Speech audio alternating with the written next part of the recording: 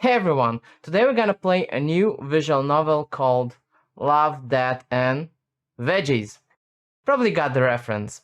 And today it's gonna be a fourth story. Well, this one is kinda creepy, I guess, and it will tell us a story of how a sister pretended to be her twin sister in order to figure out if her sister actually got missing or not. Okay, here we go. Fourth story. And I guess this one's gonna be Nocturne.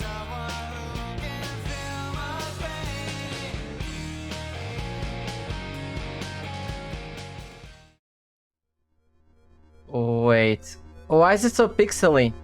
Sophia was ready to burst into tears right here and now in the office. She'd spent half a day visiting constabularies to get to the investigator. Low-ranking officers and clerks simply kept stonewalling her, passing the girl from one to another just to get rid of her. Who do they think they are? Skimping on work duties. Wait, what the hell? Why is it so pixely? During this time, she even managed to visit the mortuary, where she asked if there was the body of a young girl who looked exactly like her.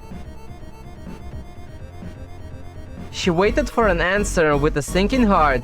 She was afraid not only of the possible need to examine a dead body, but also that Sonia could be among them. Okay, I guess Sophia has a twin sister? The coroner pathologist vaguely explained that although such a girl did not arrive, some bodies are depersonalized, so to speak. He advised her to order a mole map at the infant house, and that's what exactly Sophia did via the comm. Ordered a copy of the map to her address. All the while, she kept wondering what the personalization means and why she needed a mole map. Is it really possible to determine a person's identity that way? That would mean the body has no face. I am actually not sure what the hell is going on. This thought made Sophia feel sick, and she hurried to drive the terrible guesses into a distant corner of her mind and again began to inquire about meeting someone who could help her. Okay, this is so weird. Why is it so pixelated? What's going on? She got an audience with the investigator, and now he was looking sadly into her eyes. It was clear from his expression that he wasn't going to help her either. Try to understand, young lady. We don't have that much power. After the unification of the military police with the civilian police into a single force, we must deal primarily with more global affairs. You should know that the Decembrists blew up the monorail in the upper city again. We must find those terrorists and protect civilians from further threats. And your case? Well, there is no case yet. Your sister hasn't been missing for more than 2 days, and we don't have the authority to put her on the missing persons list yet. It's unclear if she's missing at all. Of course she is! I've explained everything to you. She used to call me every day, and yesterday there was no call. Something definitely happened to her. She's like a mother to me. She's taken care of me all her life. Almost since the day our parents disappeared. She took care of me and loved me. And she always called, always. And if there was no call, then something serious and terrible stopped her from calling. Well, young lady, you shouldn't cry wolf without understanding the whole situation. For example, she could have run away to a resort with some young stud. She had a boyfriend, didn't she? She has a boyfriend, right? The old investigator was embarrassed by his reservation. It was as if he'd already buried her, and he didn't want to get down to business. He has Decembrists to deal with, you see. What about Sonia?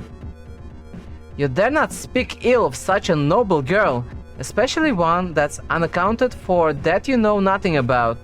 You're tactless and... Sophia finally burst into tears. The investigator futilely took a monogrammed handkerchief out of his pocket and handed it to the girl. When she waved it off, he rubbed his bald head with it. This blockhead! Sophia abruptly turned around and rushed out of the investigator's office. She thought she heard a sigh of relief. And he calls himself an officer of the law. Okay, I'm really not sure. Okay, this looks so weird. She walked through the streets of the upper town, wiping her tears with her own handkerchief, and was amazed that everything was so bright and colorful.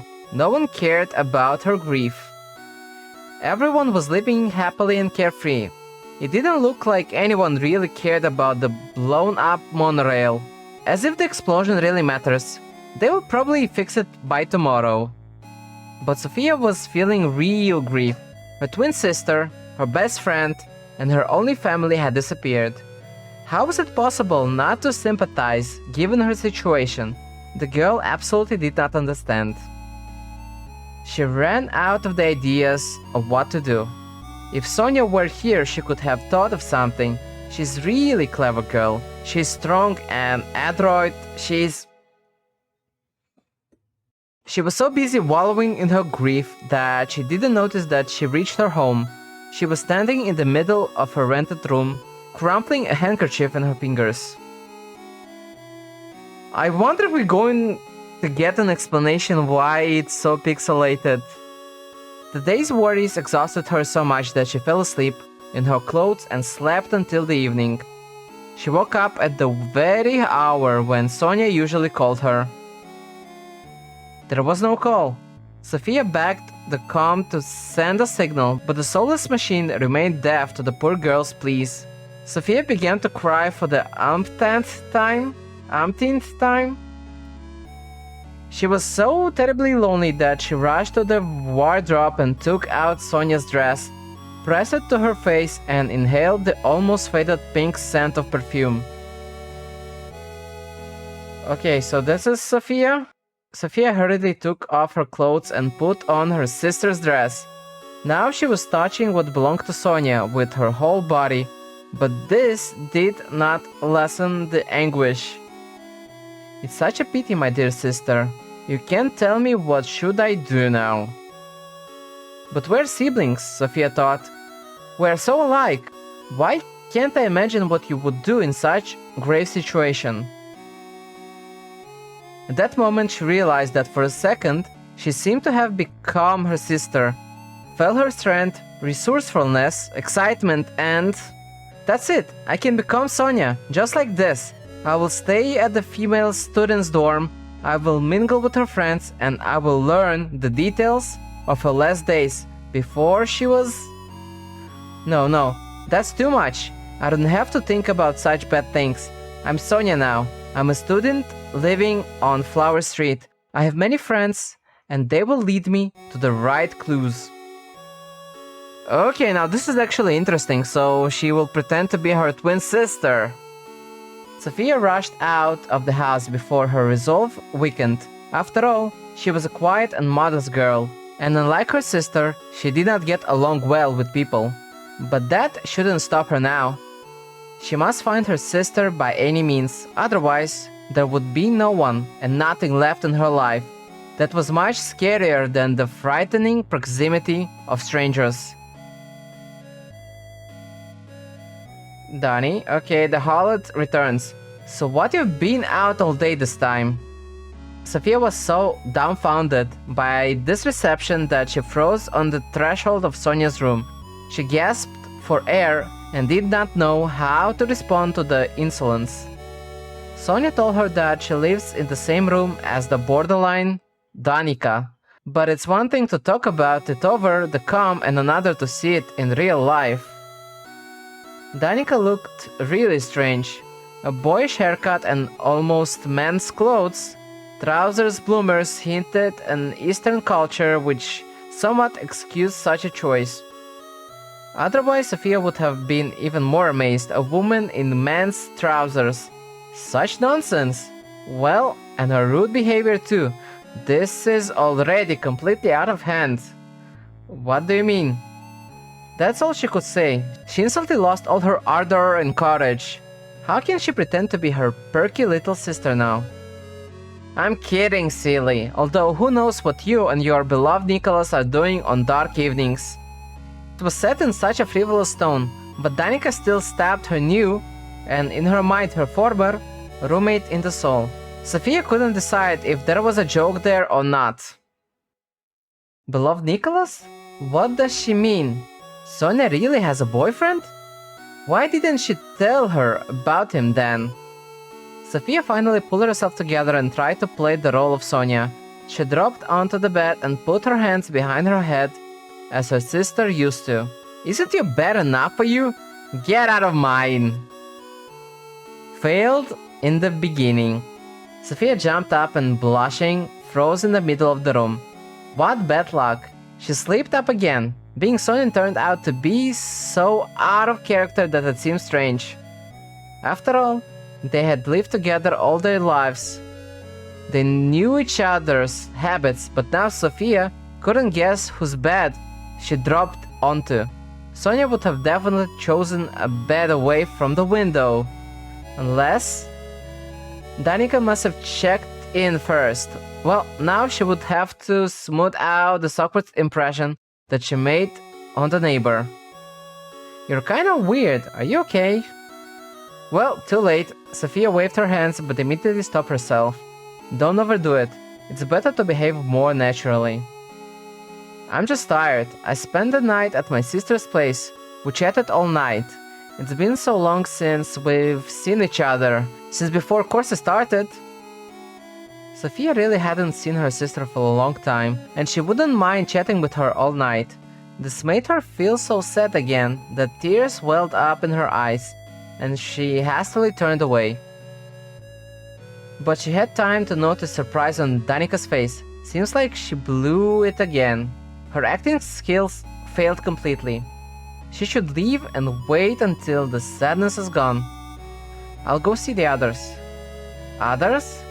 The rest of my friends, who else? Or am I only friends with you? You're not friends with anyone, especially with me. I think you need to see a doctor, honey. Okay, what the hell is going on? Sonia is not friends with anyone? How is that possible? She's so lively and outgoing. It can't be. Poor Sonia. She's all by herself here.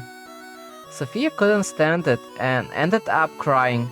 It turns out that she does not know her sister at all, the only person close to her, and she doesn't know how lonely Sonia is. She probably just joking with her.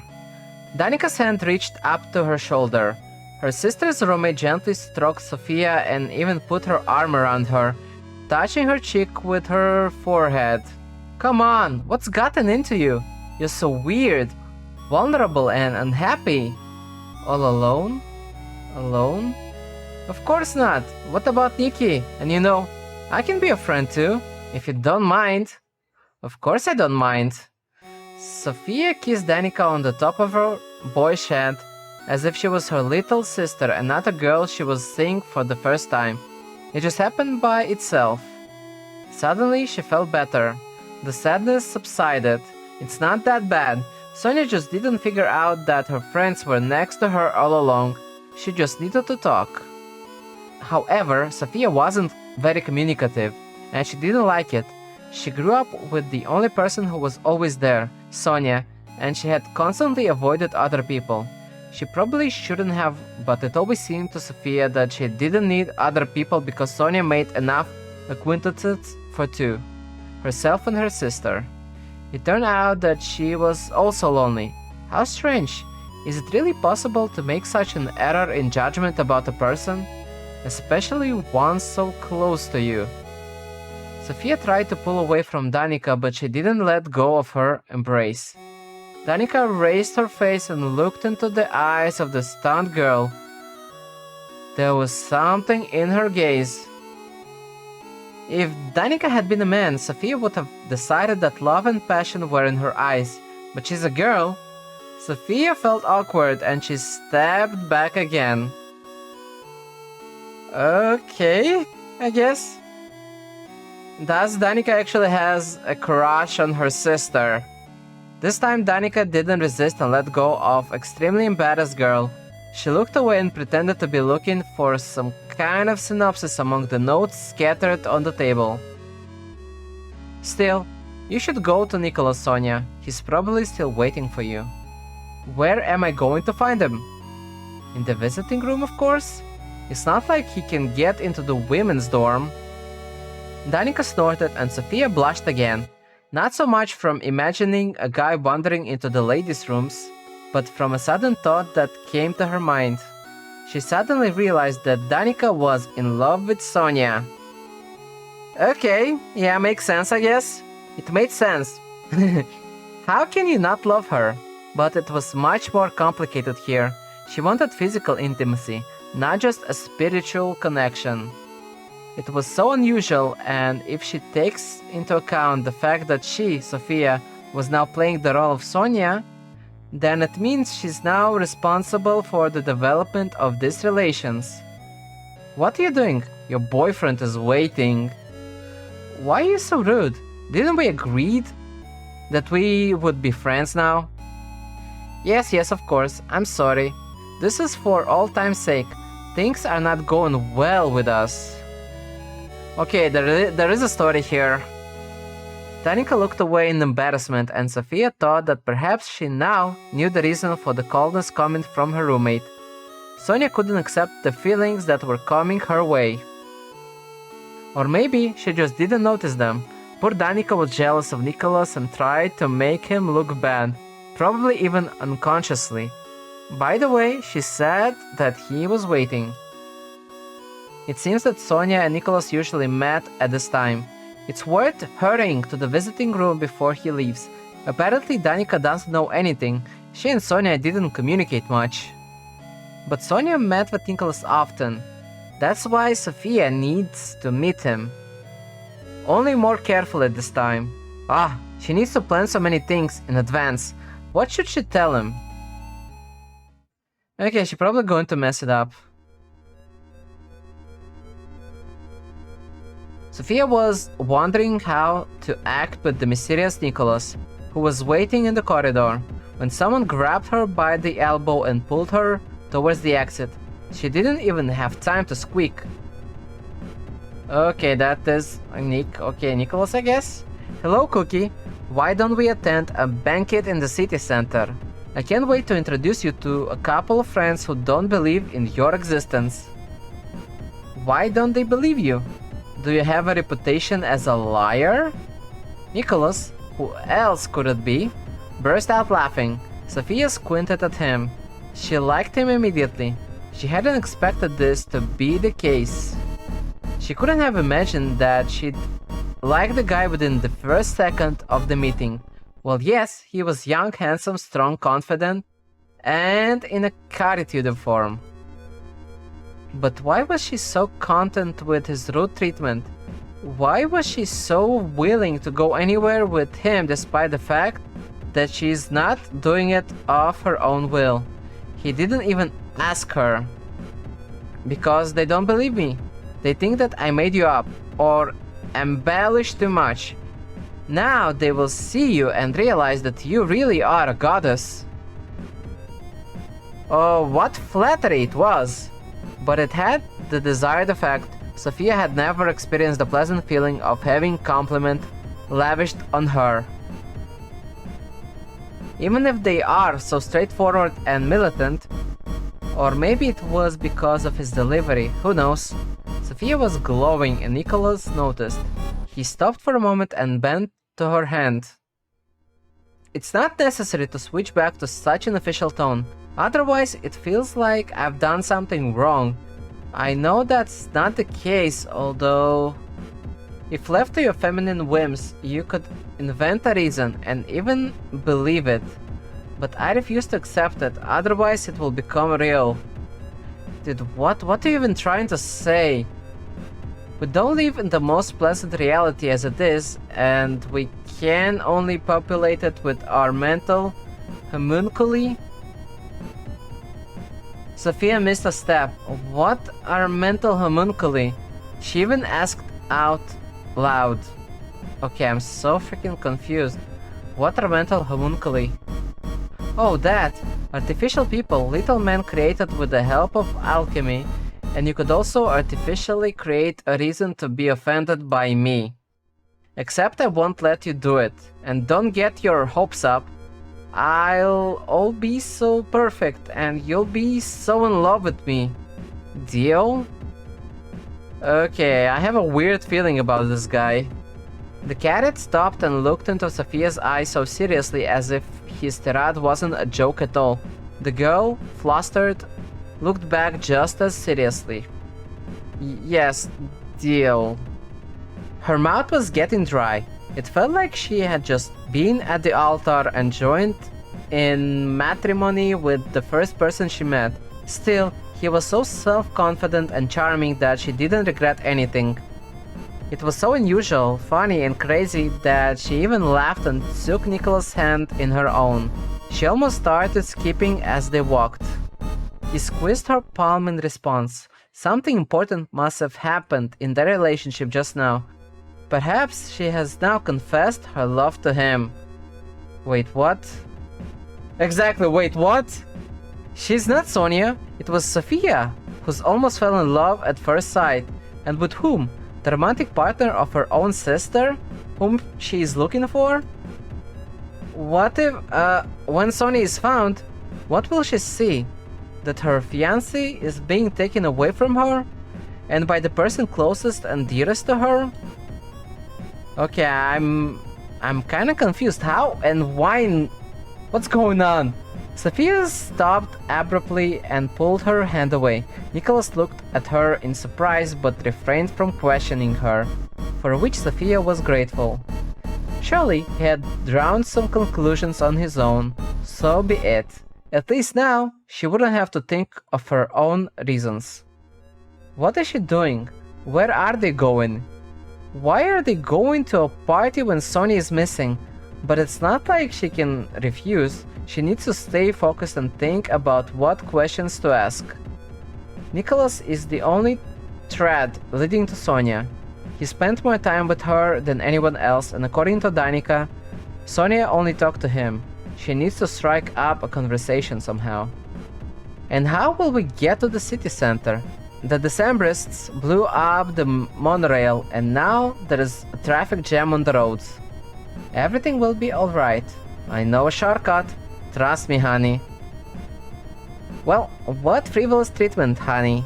And why is she so pleased when he calls her that? Sophie decided to keep quiet. If Sonia and Nicholas act that way, then it's okay. She's Sonia now. Okay, I trust you. I don't. The cadet nodded with satisfaction, quickened his pace and moved towards an unfamiliar area. Sophia obediently followed him, tormented by the fact it's not her that he likes. Dude, this is so quick. And also, how the timing of this party seems inappropriate.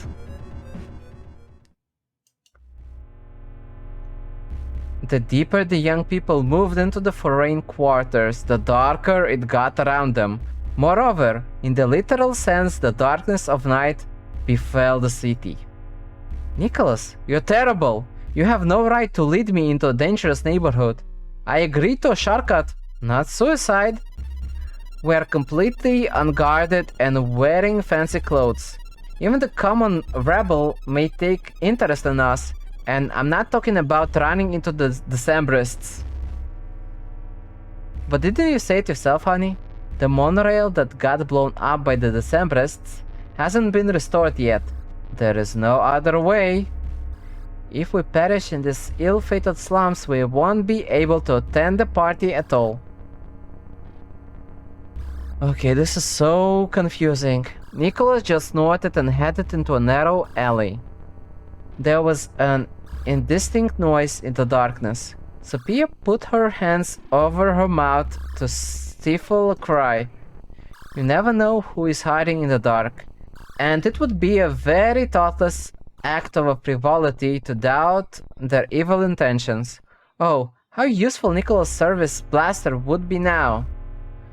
But they were on their way to a social event, and according to etiquette, The cadet officer was only entitled to a ceremonial dirk. Oh gods, they're going to be shot and robbed in a dirty alley of the slums because of stupid rules of etiquette. What is that buzzing sound? Ha! The cunning Nicholas has built a vibration generator into his dirk. It looks like he can now easily cut the rails into slices, like snacks. I wonder what you can eat with pieces of rails. Probably royal vodka? Sophia giggled at her thought, resisting the urge to snuggle up to the cadet's back. I am really not sure what the hell's going on. It's pretty stupid to attack with a dirk against a blaster, but it's still better than bare hands or for nail clippers. For some reason, Sophia unbuttoned a secret pocket in the lush folds of her dress. She and Sonia had provided their entire wardrobe with similar pockets to store some little things. Manicure sets, handkerchiefs, or gloves. For some reason, they did not like to occupy their hands with uncomfortable reticles. Men are much luckier in that way. They can put anything in their pockets. All this thinking calmed Sophia down a little, but then another rustle came from a dark corner. An indistinct figure with a menacing outline appeared out of the darkness. The girl clamped her mouth again, stifling a cry. The figure was armed and sneered, and Nicholas disappeared. She didn't even have time to notice when and where he disappeared to. Okay, they forgot to actually translate this. Okay, so basically she feels offended by the fact that he disappeared and left her alone, and her whole body is like shaking and stuff like that. A few more moments and she would not have been able to stand it. She would have either fainted or thrown herself into a panic. But then a second dark silhouette appeared nearby and swiftly swept out the legs of the first. The terrifying shadow of the locals settled on the pavement with a wheeze. The savior turned out to be Nicholas. Sophia wanted to throw herself into his arms, but she couldn't do it. Her body was still fettered by fear, her thoughts spinning and humming. Where did he disappear to, and why? Did he hide on purpose so she would catch the attacker by surprise? You could have told me about your plan. It was terrible. My legs are trembling. We were out of time. Besides, our new acquaintance has a machete. You could hear us, but I ask you to forgive me for putting you at risk. This area used to be much quieter. Small-time gangsters, pickpocketers, and other scum. But this one turned out to be some kind of maniac. I don't even want to think what his necklace is made of. Sophia shuddered. Strangely, she hasn't felt sick yet. She had never been in such danger before. And now, this mysterious maniac's necklace. You know, there have been too many of them lately. Who? Maniacs, like this fellow. They flock to this area like flies to jam. What is that draws them here? And you took me here? What's wrong with you? This is either reckless courage or courageous dementia. Come on, honey. I walk here all the time. And apart from that, I'm an undergraduate cadet. Graduation is coming soon. Should I be afraid of this rebel? But it's not just rebel. It's a maniac. You yourself assured me of this literally a moment ago. A maniac is also just a human. Where do they come from? Is the rabble so different from the nobles that it generates such nightmarish creatures? You'd better talk to your neighbor Danica about this. Why her? I heard she supports the Decembrists. She believes that the rabble and the nobles should have equal rights. After all, we are all humans. Okay, so I guess this story is actually somehow influenced by Russia's 19th century history. Okay, let's see where this is actually going. Well, if you judge it that way, then yes, I think I'm able to understand her point of view. I'm not. Just imagine the rebel going to give the opportunity to study, to become doctors, engineers, and being allowed to rule. But if we are all human beings, then you're wrong. The nobility learns responsibility from a young age, absorbs nobility and the ability to make well-informed and sound decisions from birth. I would never entrust my treatment to a doctor from the slums. And a rocket designed by someone from the underclass might explode without even taking off. Dude, come on. They don't know what real dignity is. Look how they live. This is a low breed. Come on, dude. Yeah, I don't like this guy. Nicholas? I wonder if his name is actually... I wonder why his name is actually Nicholas, because this is like... Because this is actually the name of Russia's last... Emperor. Nicholas was still saying something, and Sophia was amazed how he seemed to have changed in appearance. He became less attractive, swaggering, squeamish, arrogant. She had always ignored politics, but at the same time, she respected people. She and her sister were poor after her parents passed away until they grew up and Sonia received an inheritance. They lived in an unpleasant place and communicated with all sorts of people. Sophia, of course, saw that there were differences between the nobility and the lower class, but to despise them so much for it? That would definitely lead to a revolution. No, Nicholas was saying some seemingly correct things, but he was becoming more and more repulsive as a result. You're not Sonia, are you? What? How did you? Why? Sophia fell silent. How did he realize that? Did she screw up on political views? But Sonia has never been into politics either. Will you stop pretending, honey? Tell me who you are. A spy disguised as Sonia? What nonsense, I'm her sister Sophia. She's gone missing and she hasn't called me in 2 days. The constabularies refused to help me, so I decided to find her myself. Nicholas paused, puzzled. The night was getting weirder with each moment, and scarier.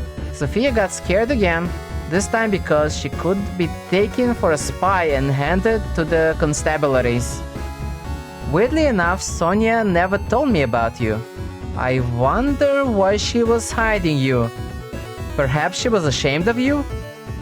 Dude, what? The girl was literally twisted by the mere thought that her beloved sister might be ashamed of her. That simply could not be. No, I don't believe that. You're too charming and childlike. Everyone likes that type of person. Then she was protecting you, and I think I could guess from what exactly. Sophia instantly jumped up, staring expressively at Nick. Did she finally have some luck? This man knows something, or at least he suspects something. Sonia was being followed. I don't know by whom exactly. At first I thought it was just her mind playing tricks on her, but then I saw it for myself. I tried to guard her to the best of my ability. Unlike you, she takes risks. She wandered around some strange places by herself. By the way, we are passing one now. I think it's worth checking it out. Sophia was glad that everything was going so well, despite the fact that the plan to pretend to be her sister has successfully failed. Okay. Wait here, I'll look around. This place can be dangerous. The cadet poked his head into the nearest door, then into another one, and then he disappeared into the depths of the frightening, gloomy corridor of an abandoned building. An indistinct noise was heard from the darkness. Sophia's heart froze, and then it sped up, pumping adrenaline into her blood. She began to look around while trying to make as little noise as possible. The surrounding area looked quiet and deserted again. Oh, is she all alone now, in an empty, abandoned house in the middle of the slums? Okay, she needs to calm down, calm her breathing. She just needs to wait for Nicholas. Nothing will happen to him. Together... What the hell? Zombies? What's going on? Sophia quickly looked around and screamed. From the dark of the hallway, a man's figure was approaching her. Only it wasn't a man because instead of a face there was a terrible demonic mask. No, it was a human face, only without skin. Blood and mucus covered the occasionally throbbing naked muscles. Empty eye sockets stared straight at Sophia's blindly. She tried to run away, but she couldn't move a finger. Why? She couldn't even scream anymore. She was completely numbed by horror. The man without a face was breathing noisily and whistling. Thick dark blood was running down his clothes. He walked slowly, uncertainly, but he was still getting closer. Okay, what is going on? Sophia felt that she was about to faint and was ready to accept her fate, but at that moment Nicholas appeared again with a swift shadow and pushed the monster aside. The body of the man without a face was thrown out of the corridor. It fell over the railing and headed down, making a thumping noise below, somewhere in the basement. Sophia couldn't stand anymore. Her legs buckled, but Nicholas had already appeared next to her and kept her from falling. Sophia's consciousness was vanished from the experience. She pushed the carrot away, rushed down the hall, ran through the nearest door, and locked it behind her. Sophia was about to collapse on the dirty floor, but when she looked up, it was Sonia. Completely exhausted, she was half standing, half hanging by a rope around her wrists. There was the smell of ammonia in the room. How long has she been here? The 2 whole days? And what kind of dress is she wearing? It's too modest for Sonia. With faded colors and without ruffles or frills, but at the same time, too revealing below the knees. Oh god, what am I even thinking about? A thought flashed in Sophia's mind. She rushed to untie her sister. Her fingers slipped over the knots. The rope wouldn't budge. Okay, is Nicholas actually the one who kidnapped her? Sonia moaned softly and opened her eyes a little. They had an unhealthy shine. It seemed that she could not focus her eyes on Sophia in any way. Sophia, what are you doing here? Leave at once. He will come here soon. Leave me. Run. What are you talking about, sis? I won't leave you. Besides, I've been through so much. You owe me a whole bottle of sedative drops. Sophia was a little distracted from her fears. She had a more important task now, to save Sonia. It was as if the roles were reversed. Now, she's the one protecting her sister. Is that my dress? Perfect. There is a secret pocket. Oh, kill him! Kill! Sonia's eyes began to roll up again. Consciousness was leaving her. She had to hurry. Who knows how many more faithless monsters roam this house. Oh, so that's the personalization the coroner was talking about? It dawned on Sophia. Could such a terrible fate befall Sonia too? No, she shouldn't think about it. She will save her. Nicholas is here somewhere. He should help. By the way, where is he? Only now did she realize that she was hearing blows against the door behind her. Someone was trying to break into the room. Is it really? Okay, this is definitely Nicholas. Sophia stopped struggling with the knots and reached for the secret pocket. What did Sonia tell her? Kill him? Who? The faceless one? Nope, him. The door finally gave way and was suddenly thrown back as the latch broke. Nicholas burst into the room. He grimaced, rubbing his bruised shoulder, and glowered at Sophia. What an obnoxious girl! Why did you lock yourself in? I almost broke my shoulder. At that moment, the faceless one appeared behind him. He snuffled and gargled, sluggishly dragging his feet. The cadet squinted at his bloody mask and discontentedly pushed the faceless one away with his hand. Kill him. Sonia wanted to warn her sister. She'd been here for 2 days and knew something. Sophia felt the grip and raised the blaster. With a clang, the weapon barrel enlarged, straightened out, and switched to ready state. The indicator flashed. The blaster was looking for a wireless power source to saturate the batteries. But the house was abandoned and de-energized. Sophia looked at the indicator. There was a single red line glowing. Just one shot left. How should she use it? Okay.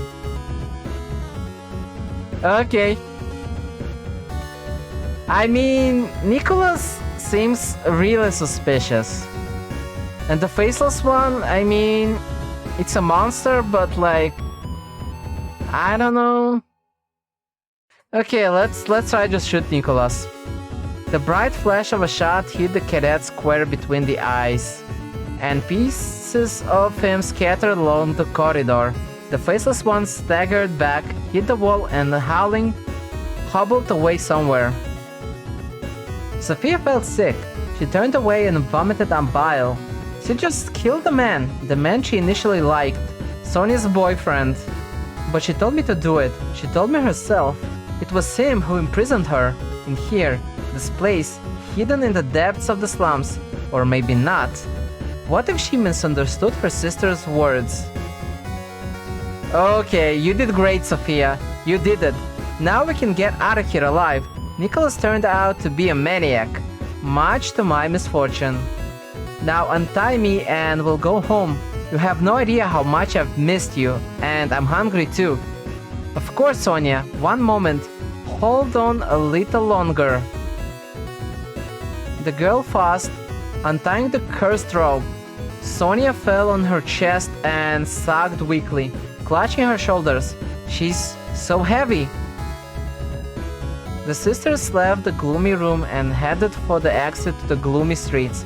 Someone's terrible whistling breath could be heard behind them, but they didn't even look back. Okay, Sonia no longer favored her lush, bright outfits. Her new wardrobe consisted only of grey and nondescript clothes now, and Sophia wore her sister's dresses instead. It felt as if the roles were switched from back when the quiet Sophia saved her lively sister. Now they lived together in Sophia's rented room. Sonia abandoned her studies, but in the evenings she preferred to take lonely walks. Sophia didn't like it very much. She wanted to be sure that nothing could endanger Sonia. But she put up with her absences after they had a serious talk with raised voices. The role of caring guardian was new to Sophia, and she gave in. Since that day, they talked to each other very little, and they tried not to talk about the abandoned house. They didn't even report to the constabulary about what happened. Sonia assured her sister that this would ruin their lives, although it's not like they'd have a lively life now either. At night, Sophia's kept having nightmares. In the dreams, she's been using a blaster to kill Nicholas, then Sonia, then for some reason an old investigator who refused to help her in her search. Sonia kept waking her up from such nightmares, gave her water and sang softly so that her sister would fall asleep again without bad dreams. It helped, but since then Sophia tried to stay away from any weapons. Weapons now frighten Sophia very much. Even butter knives. She kept remembering the time Nick cut up the body of another maniac in the slums. How many monsters are there in this wonderful world? Amazing. One day, Sophia was checking her mail and found an envelope from the orphanage. This is Sonia's small map. Only now, Sophia realized why the coroner told her to do that. The faceless, victims of Nicholas. Sonia could have been one of them, and she almost was. Sophia wanted to throw the letter away, but hesitated for a moment. She opened the envelope. This can't be happening. What nonsense. Absurd. It's some kind mistake but... You found out after all. Okay, is she... Sonia entered the room quietly. She had a skill, as if she was some kind of Far East warrior or something inhuman. Okay, is she the maniac? But I have you! You're my sister! Yes, I have you too, but no, I'm not your sister. You never had a sister. I showed up when your parents disappeared. Okay. Our parents. Your parents. Sonia sighed and looked at Sophia sadly. There was pain in her eyes, but also concern, a desire to protect her from all adversity. She's always been like that. Always. Okay, this is kinda expected and not expected at the same time. Back then I was not aware of myself yet. I was driven only by hunger, a thirst for blood. Your parents were found without faces. They were the first people Sophia wanted to tell her sister to stop talking, but this wasn't her sister. This was... Who was this? Whom was she lived with all her life?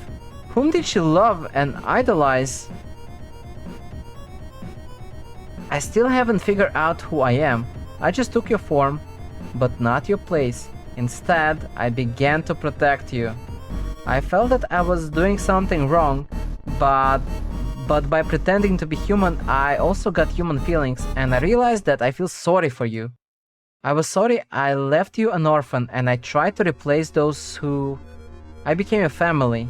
I think I was doing pretty well. And as for my thirst, my hunger, I found a way around it. I look for the worst representatives of the human race.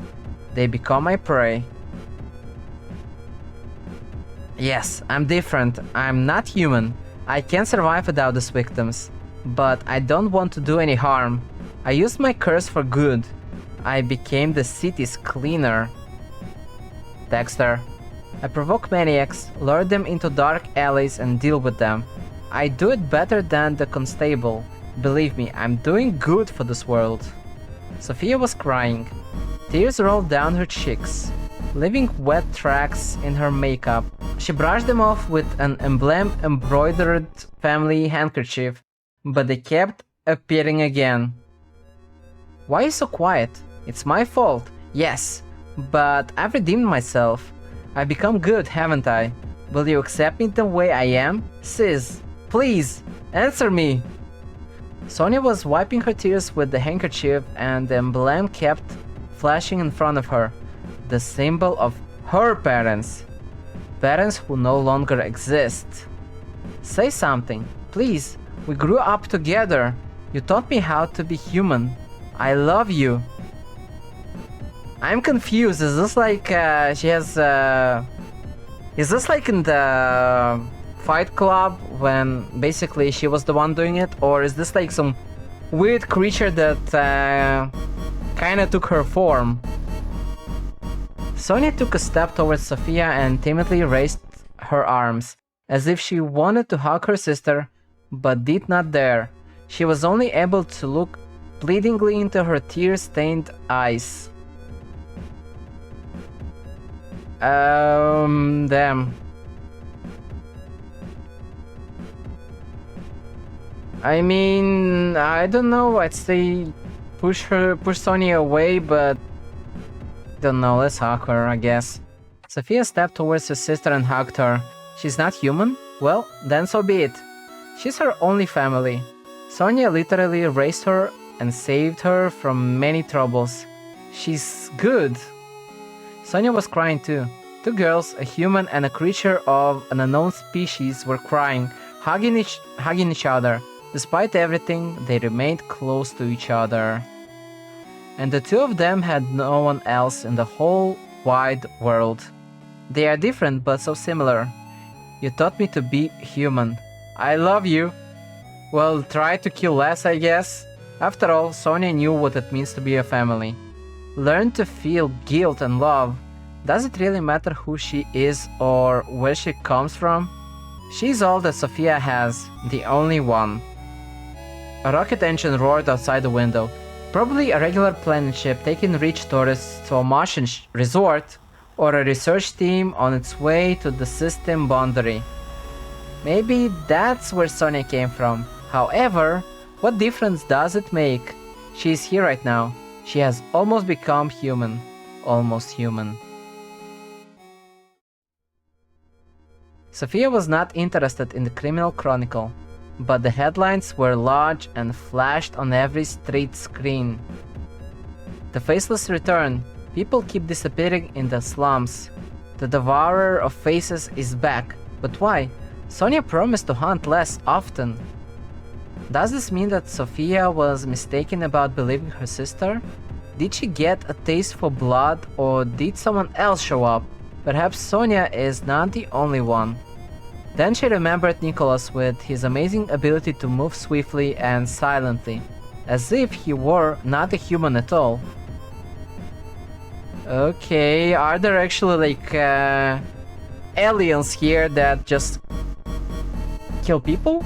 Evening was approaching. Confused and upset, Sophia wandered through the streets. She didn't even notice when her reverie took her back to the slums. Okay, I can see some aliens probably.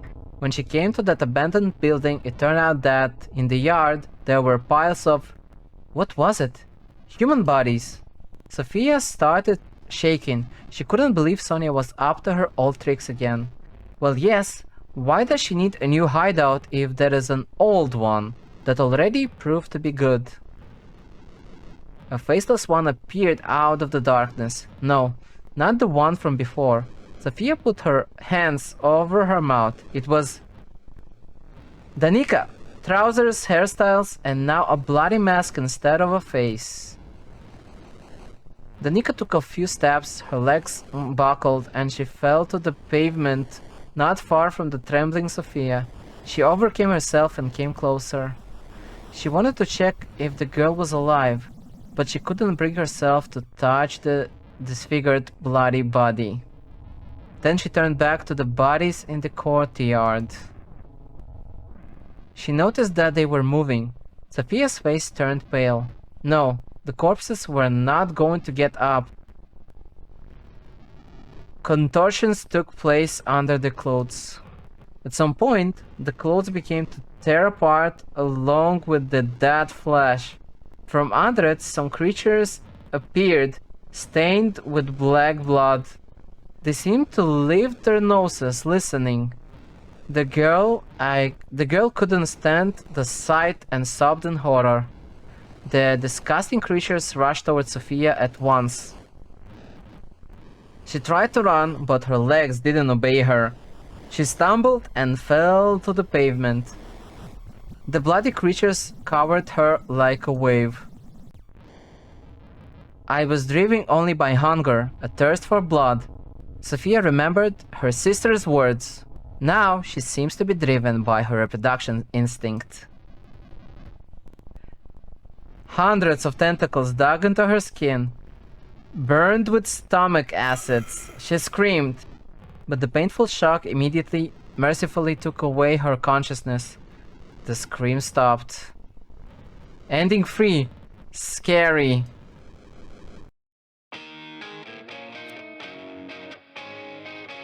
Wow. Okay, that was a weird story. I wonder if I can get a good ending next time. I mean, the story was interesting, but dang it. What the hell was that, really? I mean, it definitely give you the Love, Death and Robot vibe, this kind of story. Well, I wonder if there is a good ending here. Well, hope you enjoyed that. Take care and see you next time.